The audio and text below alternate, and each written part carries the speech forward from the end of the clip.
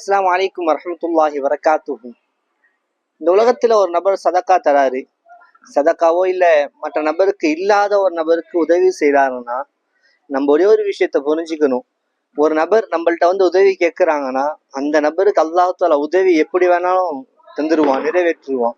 ஆனா உங்களை கொண்டோ என்ன கொண்டோ ஒரு நபருக்கு அல்லாஹ் தஆலா உதவி செய்யணும்னு நாடிட்டானா ஒரு விஷயத்த நல்லா புரிஞ்சுக்கோங்க, நம்மள்ட்ட அந்த உதவி செய்யக்கூடிய சக்தி நம்மள்ட்ட இருக்குது.